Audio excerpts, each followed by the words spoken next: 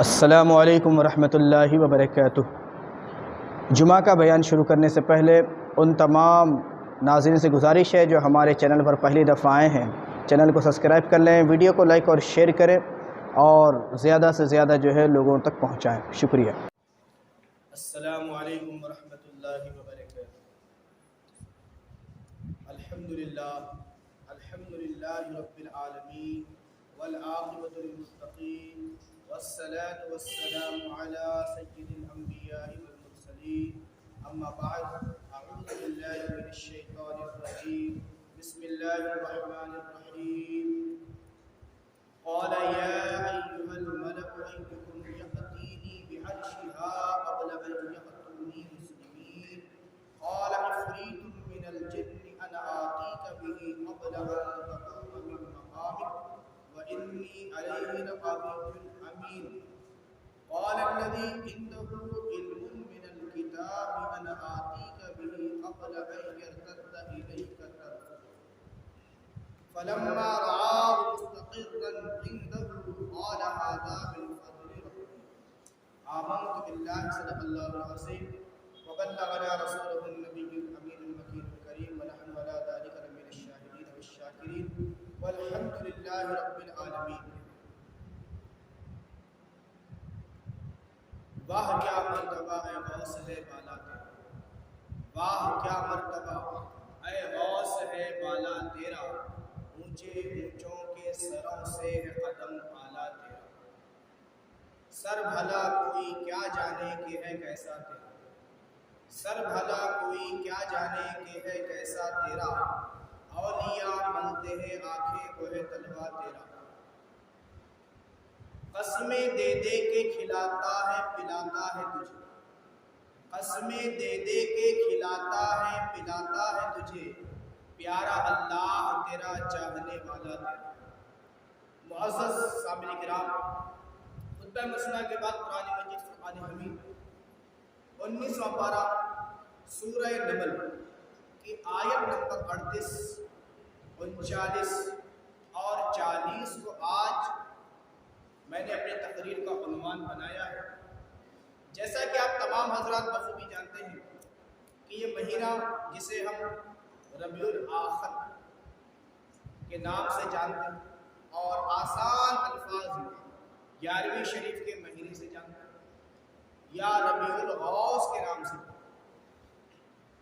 تو یہ مبارک مہینہ سردار اولیاء پیران پیر روشن ضمیر الشیخ سید عبدالقادر جیلانی رضی اللہ تعالی عنہ کی طرف نسبت کرتا ہے کہ ایک زمانے سے یعنی صدیوں سے مسلمان سیدنا غوث اعظم رضی اللہ تعالی عنہ کے ایثار ثواب کے لنگر منعقد کرتے چلے آئے، ایثار ثواب کی محفلیں اور ذکر خیر کرتے چلے آ رہے ہیں، جس کا نام انہوں نے 11ویں شریف رکھا، جس کو ہم اپنے بچپن سے دیکھتے چلے آتے ہیں کہ ہمارے باپ دادا نے بھی اس کو بڑے اہتمام سے منایا اور ہم بھی مناتے ہیں اور اپنی نسلوں کو بھی تعلیم دیتے ہیں کہ وہ بھی اس کا اہتمام کریں، اس لیے کہ اس کے فیض و برکات کا کوئی ٹھکانہ نہیں، اس کی برکتوں کا کوئی ٹھکانہ نہیں، بہترین انعامات جو اس سے ملنے والے ہیں، جو فیض و برکات ملنے والے ہیں،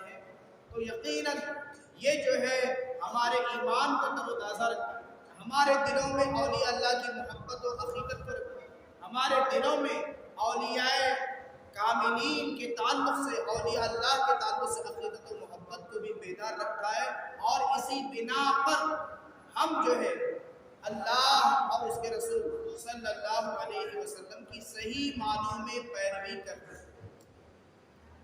تو معزز سامنے کرام، مختصر آپ نے بات سن، اور آج جو میرا بیان ہے وہ کرامات اولیاء میں خاص کر پیران پیر کی ایک دو کرامتیں آپ کے سامنے پیش کروں گا، لیکن آج کے دور کے حساب سے لوگ اپنے آپ کو بہت زیادہ ذہین سمجھ رہے ہیں، یا پھر یہ سمجھ لیں کہ وہ اپنے آپ کو عقل والے سمجھ رہے ہیں، اور خاص کر ایک تعداد وہ ہے لوگوں کی جب بھی ان کے سامنے کرامتوں کا ذکر کیا جاتا ہے تو یقیناً ان کے اندر ایک بے چینی کی کیفیت پیدا ہو جاتی ہے، سیدھا سیدھا وہ اولیاء اللہ کا مقابلہ اللہ تعالیٰ کھڑا کر دیتا اور یہ کہتے ہوئے انکار کرتے ہیں کہ یہ تمام چیزیں صرف اور صرف اللہ تعالیٰ کے لیے ہیں، اس کے علاوہ غیر اللہ کے لیے ماننا یہ شرک۔ استغفر اللہ۔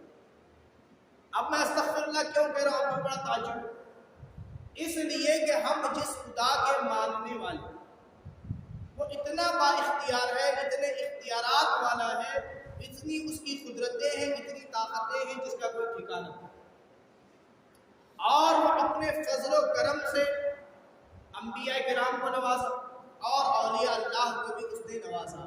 ولی کہتے ہیں دوستو، یہ بات یاد، اب اس کی نسبت جب اللہ کی طرف ہوتی ہے تو ولی اللہ یعنی اللہ کا دوست، اسی کی جمع ہے اولیاء اللہ یعنی اللہ کے بہت سارے دوست جن کی تعداد ہمیں نہیں۔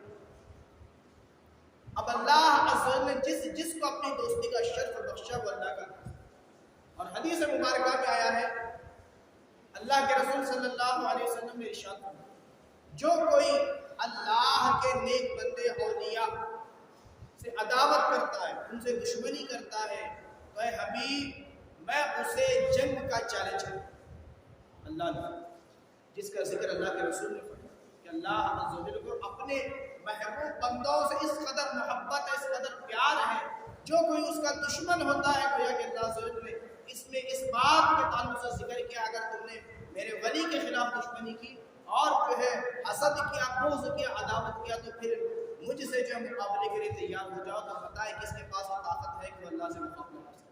کوئی نہیں جو اللہ سے مقابلہ کر سکے۔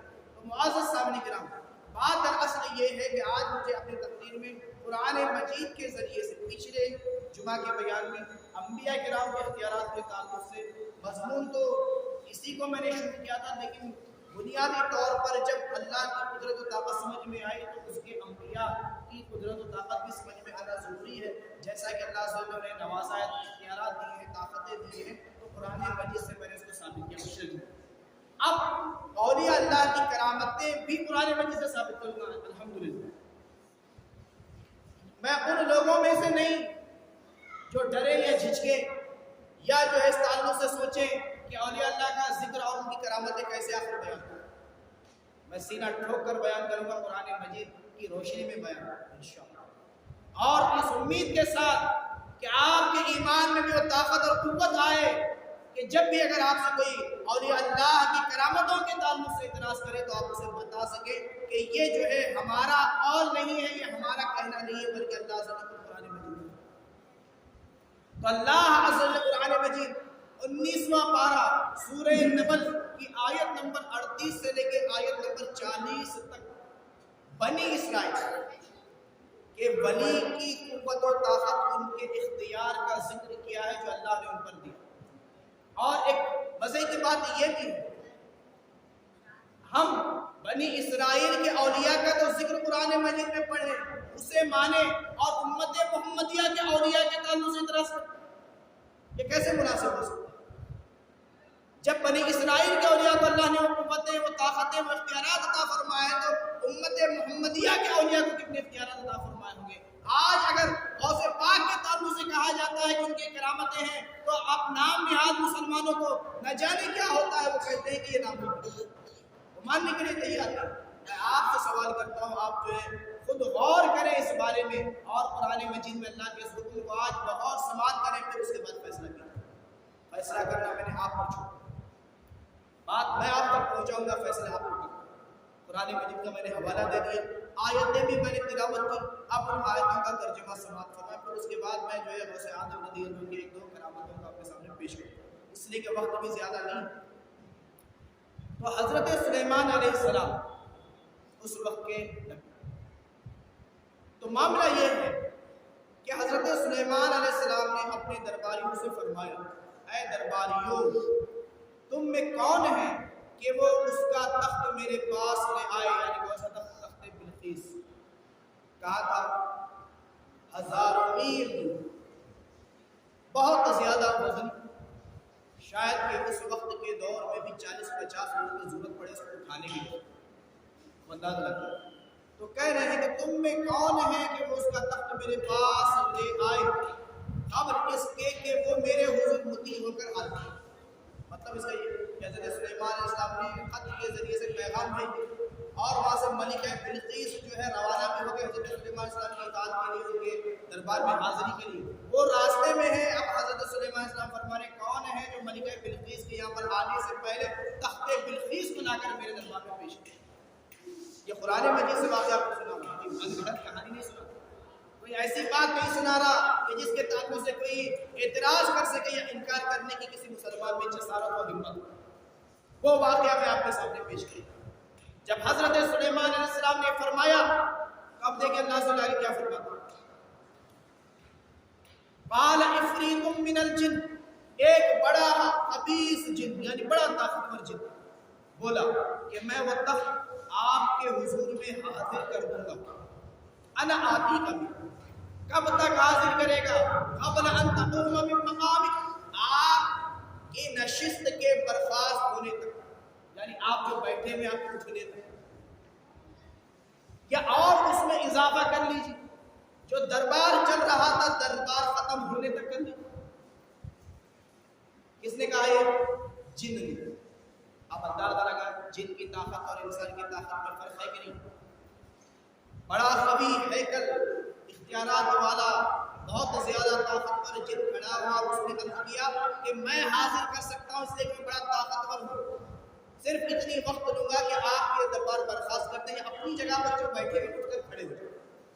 اتنی دیر میں تخت بلقیس آپ کے سامنے حاضر کروں. قال الذی عنده علم من الکتاب، پھر اس کے بعد کیا ہوا؟ اس نے کا عرض کی. کس نے عرض کی؟ حضرت سلیمان علیہ السلام کے امتی انسان نے، جسے اللہ عز و جل نے اس پر فضل کیا، اس پر احسان کیا، انعام عطا فرمایا اور اسے اپنا ولی بنایا. اس نے کھڑے ہو کر عرض کیا. کیا کہا؟ عنده علم من الکتاب انا آتیک به قبل ان یرتد الیک طرفک. کہتا ہے عرض کی جس کے پاس کتاب کا علم تھا، انسان جن کا نام جو ہے مفسر کرام نے فرمایا عاصم بن برقیان. کیا نام ہے اس ولی کا؟ عاصم بن برقیان. انسان وہ کھڑے ہوئے اور عرض کی جن کے پاس اس دور کی کتاب قرآن مجید کا اس دور کی کتاب کا علم تھا، وہ شخص کھڑے ہوئے اور کیا کہا؟ انا آتی کا بھی قبل ان یرتد الیک طرفک، میں اسے آپ کے دربار میں حاضر کر دوں گا ایک پلک مارنے سے پہلے. پلک جھپکنے میں کتنی دیر لگتی؟ آنکھ بند کر کے جو آنکھ کھلتی ہے، جو ہم ایک ساتھ کسی چیز کو دیکھ رہے ہیں تو اللہ عز و جل نے ایک نظام بنایا ہوا ہے کہ انسان ایک ساتھ گھنٹوں ایک چیز کو نہیں گھل سکتا. کچھ دیر تک دیکھا خود بخود اس کی آنکھ بند ہوگی پھر کھلے. تو اس کو کہتے ہیں پلک جھپکنا. پلک جھپکنے کی دیر میں تخت بلقیس کیا کروں گا آپ کے دربار میں حاضر. کس نے کہا؟ انسان نے. کس انسان نے؟ جو بنی کون سی امت کا؟ بنی اسرائیل، حضرت سلیمان علیہ السلام کی امت. ولی جب وہ یہ کر دکھائے، ہزاروں میل کے فاصلے پر جو تخت تھا جگہ پر بیٹھے ہوئے، وہ جب حاضر اس نے کر دیا تو دیکھیں کیا ہوتا آگے. فلما رأى مستقرا عنده قال هذا من فضل ربي.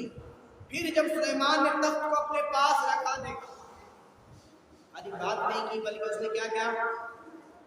حاضر کیا. کس نے؟ ولی نے. بنی اسرائیل کے ایک ولی نے حاضر کیا. یہ کون کہہ رہا ہے؟ قرآن میں رب تبارک و تعالیٰ فرماتا ہے. تو کیا ہوا؟ تو حضرت سلیمان علیہ السلام نے جب انہیں سوال کیا یہ تمہیں کیسے حاصل؟ تو انہوں نے کیا کہا؟ قال هذا من فضل ربی، کہا یہ میرے رب کے فضل سے. بنی اسرائیل کے ولی پر تو اللہ کا فضل ہو اور وہ ایسا کارنامہ انجام دے تو وہی فضل اگر اللہ عز و جل امت محمدیہ کے اولیاء کو عطا فرمائے تو شک کرنے کی کیا ضرورت ہے؟ انکار کرنے کی کیا ضرورت ہے؟ اگر کوئی کہے غوث اعظم رضی اللہ تعالیٰ عنہ اللہ عز و جل نے وہ اختیار دیا کہ بیٹھے ہیں اپنی مجلس میں درسگاہ میں بچوں کو علم دین سکھا رہے ہیں، میلوں دور فاصلے پر آپ کے جو مریدین ہیں انہوں نے آواز دی حضور ہم جہاز میں ہیں، طوفان میں ہمارا جہاز پھنس گیا، ہمیں ہماری حفاظت فرمائے غوث اعظم وہیں سے اپنے دست کو اپنے اپنے مصلے کے نیچے کرتے کچھ دیر کے بعد جو طالب علم تھے انہوں نے چہرے کے آثار دیکھے کہ چہرے کی کیفیات متغیر ہو چکی ہیں شیخ۔ پھر جب ہاتھ باہر نکالا تو ہاتھ سے پانی ٹپک رہا۔ پوچھا جناب والا یہاں پر تو کوئی پانی نہیں، یہاں پر درسگاہ ہے، آپ درس دے رہے ہیں، ہم سن رہے ہیں، کچھ دیر کا فاصلہ ہوا ہے کہ آپ کے ہاتھ سے پانی ٹپک رہا۔ حضرت غوث اعظم نے انہیں اس وقت خاموش کرا دیا، بولا کہ پڑھائی کی طرف توجہ۔ لیکن وہی طلباء کہتے ہیں کہ کچھ گھنٹے گزرے تھے، ایک قافلہ غوث پاک کی بارگاہ میں حاضر ہوتا ہے، جنہوں نے جو ہے اپنے ساتھ کئی سارے تحائف لیے ہوئے، تحفوں کی جمع تحائف لے کر آئے ہیں اور حضرت کی بارگاہ میں پیش کرتے ہوئے عرض کرتے حضور اللہ حضرت کا بڑا فضل ہوا، ہم نے آپ کو مدد کے لیے پکارا اور ہم نے سمندر کی سطح پر دیکھا کہ ایک ہاتھ نمودار ہوا جس نے ہمارے جہاز کو پکڑ کر کنارے تک پہنچا۔ اگر یہ کوئی نہ مانے تو پھر اندازہ لگائے کہ اس کے تعلق سے کیا ہے، ہم کیا کہہ سکتے ہیں؟ ہم انہیں تو کچھ نہیں کہہ سکتے، بس ہم کر یہ سکتے ہیں کہ ہم جو اپنے عقیدے پر، اپنے ایمان پر اور اللہ عز و جل کی قدرت و طاقت پر صحیح معنوں میں ایمان۔ آج لوگ اپنے گھروں پر جو ایک چھوٹا موٹا گھر بنا کر تختی لگا دے، ہاں ہم فضل رکھو، یہ کون سی آیت ہے؟ اسی آیت کا تو حصہ ہے۔ پھر بھی اولیاء اللہ کا انکار، ان کی طاقتوں کا انکار، ان کی اختیارات کا انکار، ان کی کرامتوں کا انکار، پھر بھی عقل نہیں آتی، شعور نہیں آتا کہ اللہ عز و جل نے اولیاء اللہ کو طاقتیں عطا فرمائی ہیں کہ وہ میلوں دور فاصلے پر کیوں نہ ہو، اپنے مرید کی حاجت کو فوراً پہنچنے کا اختیار اللہ عز و جل نے عطا فرمایا۔ جب حضرت سلیمان علیہ السلام کے دور کے امت میں، ان کی امت کے ولی کو جب اللہ عز و جل نے طاقت عطا فرمائی کہ بیٹھے جگہ وہ نہ اٹھ کر گیا نہ جا کر آیا، بیٹھے جگہ تخت بلقیس جو ہزاروں میل دور فاصلے پر تھا، اتنا بھاری بھرکم تھا، اتنا وزنی تھا جسے 40-50 لوگ اٹھا سکتے ہو، وہ تخت بلقیس کو حضرت سلیمان علیہ السلام کی امتی نے جب حاضر کیا، جس کا ثبوت قرآن مجید ہمیں دیتا ہے، تو پھر امت محمدیہ کے ولی کا کیا کہنا، ان کے اختیارات کا کیا کہنا، ان کی کرامتوں کا کیا کہنا، ان پر اللہ کے فضل و کرم کا کیا کہنا۔ ان کے تعلق سے اللہ عز و جل نے یہ فرمایا ھذا من فضل، انہوں نے کہا کہ اوپر اللہ کا فضل، اور وہ امت جس پر اللہ نے فضل عظیم فرمایا، ان کے اولیاء کا کیا معنی، ان کی طاقتوں کا کیا معنی۔ آج ہماری کیفیت یہ کہ ہمیں علم کی کمی، ہم قرآن سے دور ہیں، حدیث سے دور ہیں، ہمیں نہیں معلوم کہ کیا کچھ اللہ عز و جل نے جو ہے قرآن اور حدیث میں فرمایا۔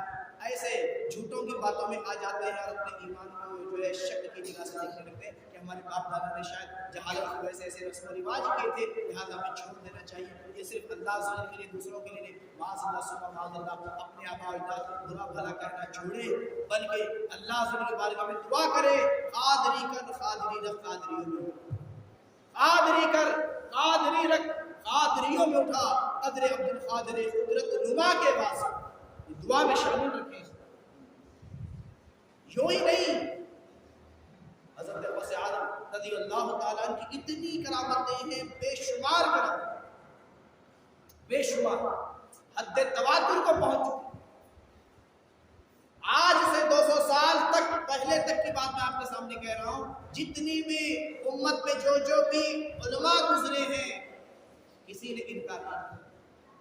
یہ تو ان بدبخت وہابیوں کا معاملہ ہے جو آج امت میں جو ہے فساد پیدا کرنے کے لیے جو ہے ایسی باتیں مطلب اپنے عقل کے گھوڑے دوڑا کر وہ آپ کے سامنے پیش کرتے ہیں اور آپ کے ایمان میں جو ہے شک و شبہات کو پیدا کرتے ہیں، اولیاء سے دور کرنا چاہتے ہیں، بزرگان دین سے دور کرنا چاہتے ہیں، دلوں سے محبتوں کو نکالنا چاہتے ہیں۔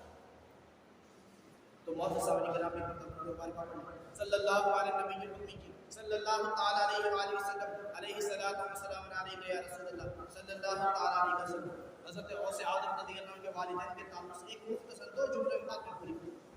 حضرت غوث اعظم رضی اللہ عنہ کے والد گرامی، وہ بھی اللہ کے اور سید زادے، ایک دفعہ جب وہ سفر پر جنگل و بیابان سے سفر ہو رہا تھا، دریا کے کنارے کنارے سفر کر رہے تھے، بھوک سے حالت جو ہے ایسی تھی کہ قدم آگے بڑھانا مشکل ہو گیا۔ تو دیکھتے ہیں کہ دریا میں صاحب سیب جو ہے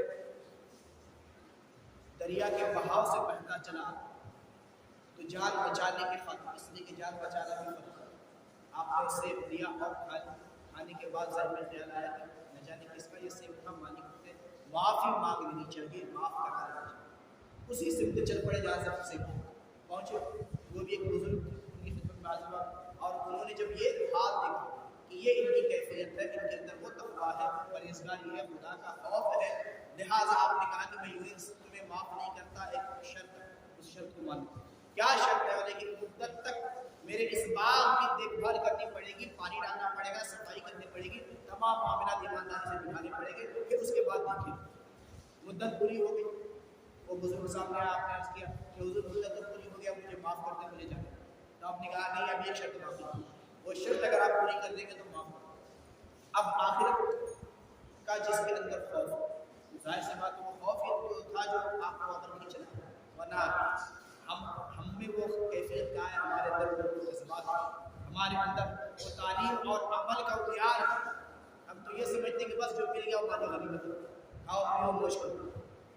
لوگ آج جو ہے لوگوں کی زمینیں ڈبائے بیٹھے، گھر بناتے ہیں تو ایک ایک دو بارش گھسوں گے اس میں گھس جاتا ہے، انہیں خبر ہی نہیں، پتہ ہی نہیں، کل بروز قیامت جو اس کے ساتھ سلوک ہونا ہے۔ آج جس زمین کا ایک رتی بھی آپ نے کسی کی لی ہے تو کل بروز قیامت پورا زمین، سات زمین تحت الثری تک، اوپر سے لے کے تحت الثری تک پورا زمین کا حصہ ہار بنا کر گلے میں ڈال دیا جائے۔ کیسے؟ آج تو بڑی آسانی کے ساتھ جو ہے قبضے بڑھاتے ہیں، آج بات آئی تو یہ بات آپ کے سامنے کرتے ہیں، مسلمان خاص کر ہمارے مسلمان بڑی تکلیف بھی ہوتی بولتے ہیں، لیکن بولنا یہ چاہتا گھر بنایا آگے کٹا اتنا لمبا چھوڑا کرتا، گلی میں جگہ ہی باقی نہیں، جو 20 فٹ کی گلی تھی وہ 10 فٹ میں باقی نہیں دیتے، اپنے محلوں کو بھی جو ہے اس کی اہمیت گھٹا دیتے ہیں، اس کی قیمت گھٹا دیتے ہیں، راستہ چلنا پھرنا مشکل کر دیتے ہیں، بڑے عجیب و غریب ہو چکے ہیں۔ علم کی کمی کا یہ سب معاملہ، علم دین کی طرف پڑھنے تو آئے اس طرف چلتے ہیں۔ دوسری بات تو حضرت غوث اعظم رضی اللہ عنہ کے والد گرامی سے انہوں نے ایک شرط رکھی، ملک میری کی لڑکی اس سے نکاح کرنا پڑا تو معاف کر، لیکن لڑکی کی کیفیت یہ ہے کہ وہ معذور، نہ اس کی آنکھ، نہ اس کے کان ہیں، نہ بول سکتی ہے، نہ اس کے پیر ہیں، نہ چل سکتی ہے، اس سے شادی کرنی تب معاف۔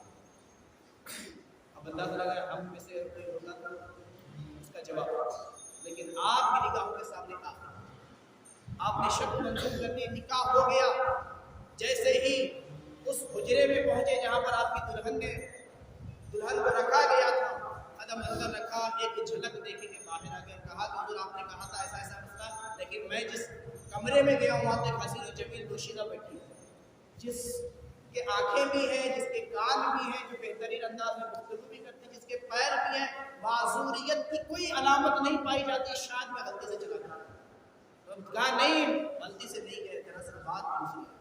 کہا کہ مجھے بھی ایسے نوجوان کی تلاش تھی جو مرد صالح، جب تم میرے پاس آئے تھے ایک دفعہ تمہیں دیکھنے کے بعد ہی میں پہچان گیا تھا کہ تمہارے اندر تقویٰ طہارت اور پاکیزگی موجود ہے، لیکن اتنی مدت تمہیں پرکھنے کے لیے میں نے وقت دیا، اور جب پرکھ لیا تو میں نے اپنی بیٹی کی شادی تم سے کر دی، لہٰذا معاملہ یہ ہے کہ میری بیٹی حسین و جمیل تو ہے، لیکن ساتھ ہی ساتھ اس کی پردہ داری کی کیفیت یہ ہے کہ آج تک کسی غیر محرم سے نہیں، اس کے پیر نہیں ہے، جو میں نے کہا اس کی وجہ یہ تھی کہ وہ جو ہے گھر سے باہر کبھی گناہ کی طرف وہ نہیں نکلی، کبھی اس نے بے پردگی نہیں کی، ہاتھ نہیں ہے تو اس کا مطلب یہ کہ کبھی ان ہاتھوں سے اس نے گناہ نہیں کیا، کان نہیں، اس کا مطلب یہ ہے کہ ان کانوں سے کبھی گناہوں والی بات اس نے نہیں سنی، وہ زبان نہیں ہے تو اس کا مطلب یہ ہے کہ کبھی اس نے کسی کا دل نہیں دکھایا، کبھی غیبتیں نہیں۔ جب ایسا رشتہ ہوتا ہے تو ظاہر سی بات ہے پیدا ہونے والا وہ سلسلہ، پیدا ہونے والا پیروں کا بھی پیر ہوتا ہے، پیدا ہونے والا پھر اولیاء کا سردار ہوتا ہے۔ پھر آگے بات چلی ہے تو آپ کے سامنے یہ عرض کرتا چلوں، جب آپ کے عمر مبارک بسم اللہ شریف کے لیے بسم اللہ خانی کرتے نا اپنے بچوں کو، بسم اللہ خانی کے لیے مکتب کو پہلا دن بھیجے، استاد گرامی نے کہا بیٹا پڑھو بسم اللہ الرحمن الرحیم، آپ نے تعوذ بھی پڑھ لیا، تسمیہ بھی پڑھ لیا، سورہ فاتحہ کمپلیٹ کر لی، پھر اس کے بعد جو ہے سورہ بقرہ پورا کمپلیٹ کر لیا، یہاں تک کہ 18 پارے سن بسم اللہ خانی 18 پارے۔ استاد پریشان تھا، بولے کہ بیٹے کہا گیا کہ پہلا دن آج مکتب آئے، पहला दिन है तुम्हारा मदरसे में, 18 पारे तुमने सुना दिए, बताओ वजह क्या है?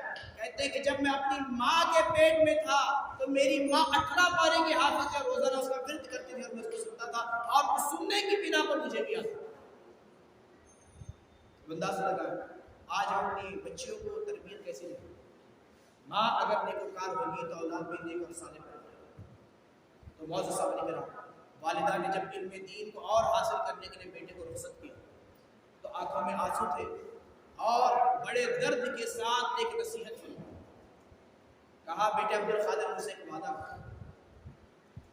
अब तुम्हारी और मेरी मुलाकात मैदान महशर ही में होगी। अंदाज़ करो, अब मैदान महशर ही में तुम्हारी और मेरी मुलाकात होगी। वादा ये करना है कि जिंदगी में कभी झूठ मत बोलना, जिंदगी में झूठ मत बोलना। ये वादा किया और बेटे को रुखसत फरमा दिया आ रहा है खुदा को, इल्म दीन हासिल करने के लिए रुखसत फरमा दिया। जब ये नसीहत करके भेजते हैं तो मामला ये हुआ कि रास्ते में डाकुओं ने जो है काफिले पर हमला किया, सबके माल अमवाल लूट लिए। और से पाक के पास जो कई सारे डाकू आते थे, पूरे डाकुओं ने पूछा अपने हर एक को सही जवाब दिया, बोला कि मेरे पास 100 दीनार सोने के सिक्के। कई डाकुओं ने चेक भी किया लेकिन नहीं मिला, यहाँ तक कि हज़रत गौसे आज़म को लेकर अपने सरदार के पास पहुंचे, बोले कि बच्चा तो ऐसा कहता है कि इसके पास है लेकिन हमें कुछ नहीं मिला है, गोया कि झूठ। अब जब उस डाकू ने कहा कि झूठ बोल रहा तो गौसे आज़म को इस बात पर जलन आगे फरमाया, चुप कर, खुदा की कसम मैं कभी झूठ नहीं। तो सरदार बड़ा ज़हीर था, उसने कहा कि बेटे जब तुम झूठ नहीं बोले तो फिर वो 100 दीनार कहाँ है, वो 100 शर्फिया कहाँ है सोने के सिक्के। तो आपने कहा कि मेरी वालिदा ने मेरे कुर्ते में अंदर जो है सी कुर्ता निकाला गया, खोला गया, वापस वो सोने के सिक्के। सरदार ने कहा सब तो अपने माल बचाते हैं, शरीयत भी हुक्म देती है कि माल भी बचाया जाए, जान भी बचाई जाए, अगर उस वक्त झूठ बोलना पड़े, लेकिन तुमने झूठ क्यों नहीं बोला? तो गौसे पाक फरमाते हैं मेरी माँ ने मुझसे वादा दिया था कि जिंदगी में झूठ नहीं बोलना। ये 100 दीनार 100 अशरफिया क्या है? अगर ऐसी कई सारी हो तो सब कुछ मैं कुर्बान करने के लिए तैयार हूं, लेकिन माँ का वादा तोड़ने के लिए तैयार। ये तालीम और तरबियत का नतीजा है। आज हमारी कैफियत ये है कि हम घर में होते हैं, अगर कोई कर्जदार या कोई ऐसा शख्स आज जिससे हमें मिलना नहीं होता, अपने बेटे को बोल कर कहते हैं जा बेटा जाके बोल दे वो घर में नहीं। अब ये तरबियत, फिर बेटे से फिर दोबारा अगर हम कहें कि बेटा हमेशा सच बोलना, उसके ऊपर क्या असर? हम घर पर होते हैं, अगर ऐसे शख्स का बार बार फोन आ रहा है जिससे हमें बात करना नहीं होता, तो हम किसी दूसरे अपने बेटे के हाथ में देकर कहते हैं कि फोन उठाओ, कह दो कि आपका घर पर नहीं है, फोन घर पर छोड़कर चले गए। हम ये तरबियत, बच्चों की तरबियत कैसे होगी, नशो में माँ कैसे?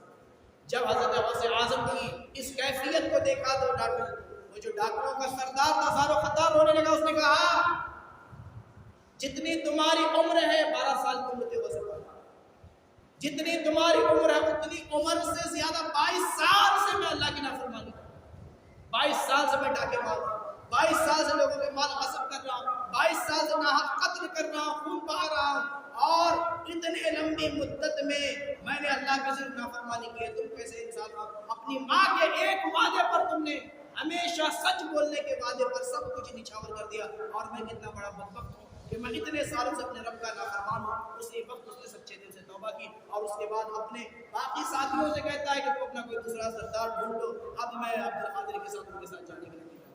पूरे डाकू के पीछे बढ़ गया, बोले एक गुनाह के साथ मिलकर किए थे, तौबा की बारी आई तो मेरे तौबा कर रहे हैं, हम भी तौबा कर रहे हैं, हम भी जो है उससे बाज आ, लिहाजा पूरे डाकुओं ने तौबा कर।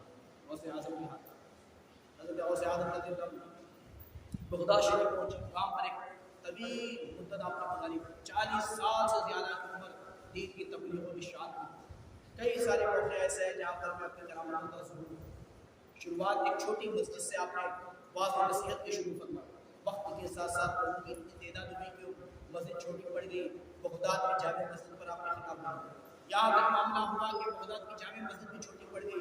बगदाद का वो हिस्सा जिस पर ईद की नमाज पढ़ते ईदगाह को इस्तेमाल करना शुरू किया, एक मौका वो भी आया कि वो भी कम पड़ गया।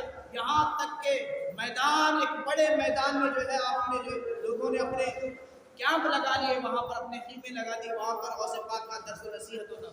और आपकी करामत ये थी कि 70-70 हज़ार लोग उस मजलिस में शामिल होते, तो जो आवाज़ सामने की सफ को आती वही आवाज़ आखिरी सफ वाले में। ایک دفعہ کا واقعہ ہے، غوث اعظم رضی اللہ تعالیٰ عنہ واز فرما رہے تھے کہ یکایک تیزی کی بارش شروع ہو گئی۔ غوث اعظم میں سے وہ جملے بارگاہ خداوندی میں ہاتھ اٹھا کر عرض کرتے ہیں پروردگار تو جانتا ہے کہ ان لوگوں کو میں نے اپنی نفس کے خاطر یہاں پر جمع نہیں کیا، تیرے اور تیرے حبیب کے واسطے اور دین اسلام کی تعلیم و تربیت کے واسطے جمع کیا ہے، اگر تو چاہتا ہے کہ چلے جائیں تو تیری مرضی۔ تو کہتے ہیں کہ جب بھی غوث اعظم کا جہاں پر درس ہوتا پورے بغداد میں تو بارش ہوتی لیکن اس میدان میں بارش نہیں ہوتی۔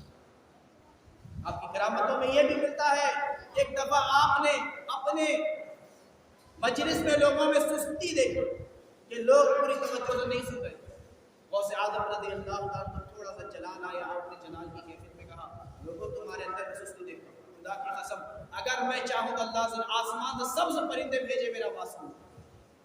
تو حاضرین مجلس کہتے ہیں جب مجلس ختم ہوئی ہم باہر نکلے تو کیا دیکھتے ہیں کہ سبز پرندے آسمان کی طرف اڑ رہے ہیں۔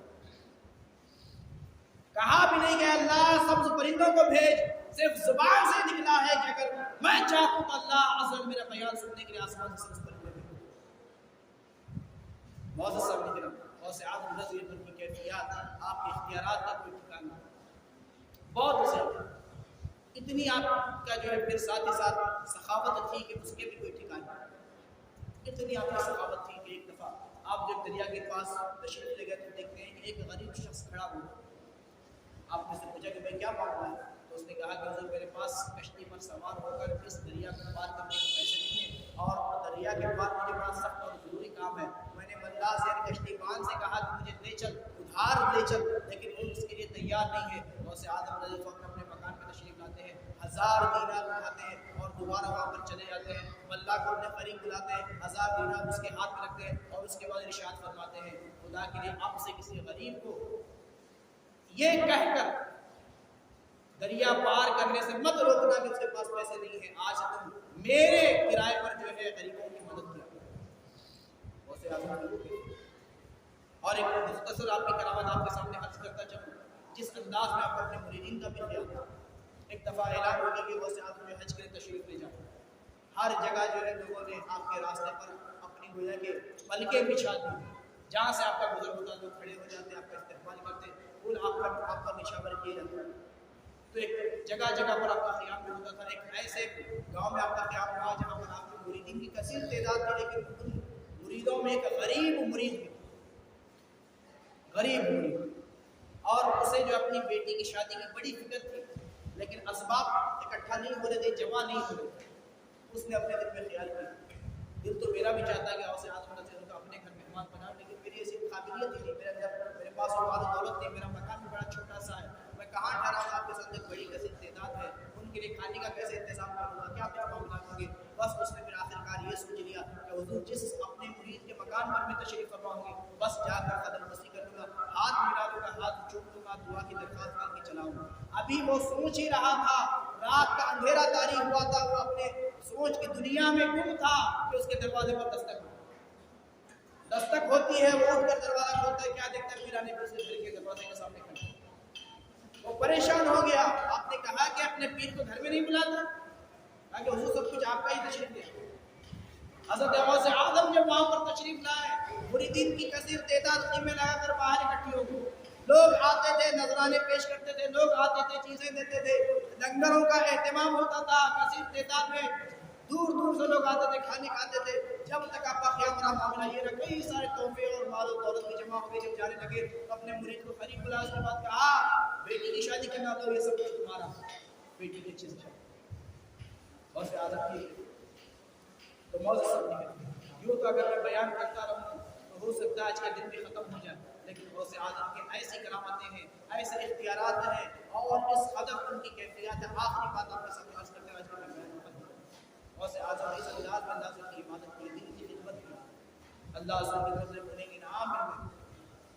تو غوث اعظم نے جو دعا مانگی، اختیار دیا، یہ کہا اے اللہ میرے مریدین میں سے کسی کو اس وقت تک موت نہ دینا جب تک میں توبہ کروں۔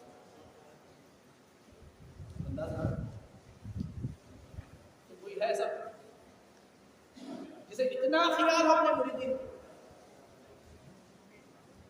خود کے لیے کبھی زندگی میں کچھ نہیں مانگا، مانگا بھی تو اپنے مریدین کے لیے۔ تو معزز سامعین،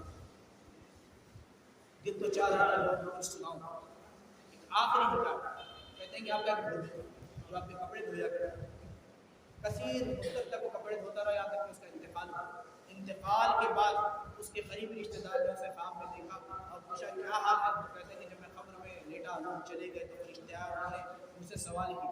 پہلا سوال کیا مرتبہ ہوا؟ تو میں نے جواب میں کہا کہ میں غوث پاک کا جو ہے روبی ہوں۔ پھر انہوں نے سوال کیا تیرا دین کیا ہے؟ کہا میں غوث پاک کا روبی ہوں۔ یہاں تک کہ فرشتے ہوتے بڑا عجیب و غریب انسان، سوال مجھ سے کیا کرے تو ہر بار غوث پاک کا نام لیتے، وجہ کیا ہے؟ تو کہتے ہیں کہ وہ مرید نے کہا جب اس کی کیفیت یہ ہونے لگی تو غوث آدم دستگیر رضی اللہ تعالیٰ عنہ اپنے انور میں تشریف لا فرماتے ہیں فرشتوں کیا تمہیں نہیں معلوم کہ یہ تمہیں یاد دلا رہا ہے کہ یہ اس رب کا بندہ ہے، اس رب کا بندہ جس کے ولی کا نام غوث اعظم ہے۔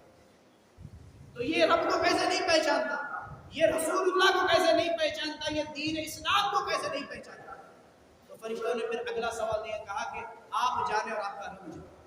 تو بہت صاحب کرام اولیاء اللہ کی وہ کیفیتیں ہوتی ہیں، ان کے اختیارات ہوتے ہیں، اس انداز میں وہ مدد کرتے ہیں، وہ جو ہے دستگیری فرماتے ہیں، لیکن کیفیت یہ ہے کہ ہم جو ہے اس کو صحیح معلوم سمجھیں، لوگ اپنے ذہنوں کو صاف کریں، مسلمان آپس میں متحد ہو جائیں اور جو ہے وقت کے جو تقاضے ہیں اس کی طرف جو ہے توجہ دینے کی کوشش کریں اور فرضی جو ہے اختلافات، فرضی جو ہے ذہنی کشمکش میں نہ رہیں اور اپنے اور دوسروں کے ایمان کی خرابی کا ذریعہ نہ بنے۔ ہمارے پاس جو ہے سمجھنے کے لیے قرآن موجود ہے، احادیث کریمہ موجود ہے، علماء اہل سنت موجود ہیں، رجوع کریں، اپنے ایمان کی حفاظت کریں اور لوگوں کے بہکاوے میں نہ آئے۔ اس لیے کہ شروعات میں نے قرآن مجید سورہ نمل کی ان آیتوں سے کی تھی جس میں بنی اسرائیل کے ولی کا ذکر موجود ہے۔ قرآن مجید کی تلاوت کریں۔ جب بنی اسرائیل کے اولیاء کو اللہ نے وہ طاقت اختیار دیا ہے تو امت محمدیہ کے اولیاء کے اختیارات کا کیا کہنا ہے؟ وقت کا تقاضا یہ بیان السلام